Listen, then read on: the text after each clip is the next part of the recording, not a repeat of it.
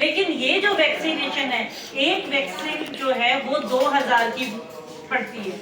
तो क्या वो बच्चे अफोर्ड कर पाएंगे, वो फैमिलीज अफोर्ड कर पाएंगी? वो सोचेंगे 4000 हम इस बिटिया पे लगाएंगे, क्यों लगाएंगे?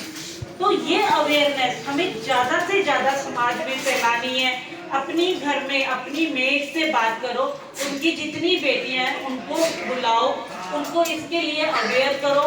और सबसे बड़ी बात ये, हम मिलजुल के फंड इकट्ठा करके भी ये वैक्सीनेशन करवा सकते हैं। दूसरा पॉइंट, हमें कंपनीज के द्वारा CSR मिलता है, एक फंड होता है जो सभी कंपनीज को ये फंड दिया जाता है, और वो ये फंड जो है सिर्फ हेल्थ के पर्पज से ही यूज कर सकते हैं। कोई भी कंपनीज है तो आप उन कंपनी से कांटेक्ट करो, उन कंपनी से बात करके आपको वो मतलब वो कैंप का खर्चा उठा सकती है वो कंपनी।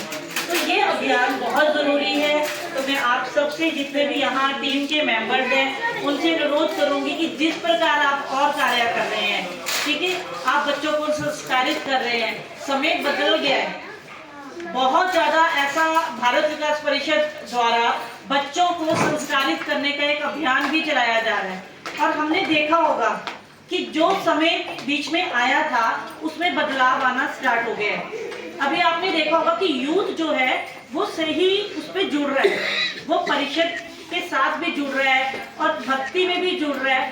में वो जो गलत नशा वगैरह था उनसे थोड़ा सा हट रहा है। तो ये संस्कार जो है हमें दिख रहे हैं कि भारत विकास परिषद समाज में कुछ कर रहा है। अगर आप सभी इस परिवार से जुड़े हैं तो आप ये सोचें कि आप इस परिवार से जुड़े हैं तो कुछ ना कुछ तो समाज में आपके द्वारा भी पैदा होगा। और वो कहाँ से होगा? आपके घर में जो मेड है उसको पकड़ो, सबसे पहले उनसे बात करो, पूरे उनसे पूछो कि वो क्या करते हैं। और कुछ परिवार ऐसे भी हैं जो कोरोना के कारण बिल्कुल बेघर हो गए हैं, तो वो जो कार्य है वो हम बहनें कर सकती हैं, हम उन परिवारों तक पहुंच सकते हैं।